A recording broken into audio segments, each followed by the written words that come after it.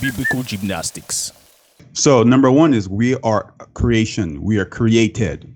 That's number one, right? We're created.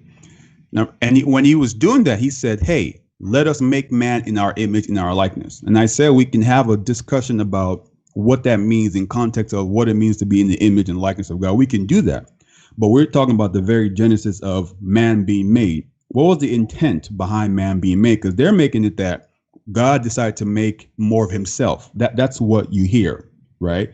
And that's not true, because he told man, sorry, he said, let's make man, and this is what man is going to do. They're going to go out, they're going to subdue this, they're going to have dominion over this and all. I'm saying God doesn't have to go do any of that. All things are by definition and by nature subdued under him, you see. And we can talk about how you use Christ as an example.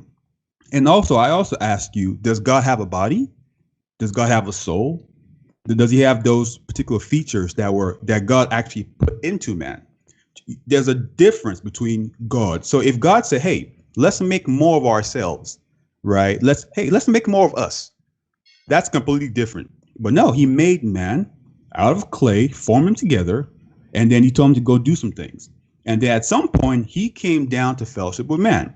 And then the second point I want to make, or the last point, is if you want to say that God made more of himself, then what you also be saying is God can sin. And I dropped the mic. That's crispy. I like that. That's crispy. Now I know that you're a man of God. Before I was kind of skeptical. You know what I mean? I was kind of hesitant about you. I ain't know about you, brother. But now I know.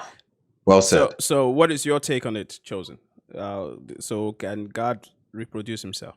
Or did God was the intent for making man for God to reproduce himself, like it's been said? No. I think obviously, as he says, let us make man.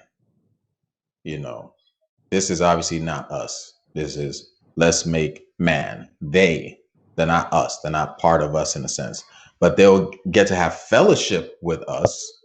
But there's obviously a difference between man and God.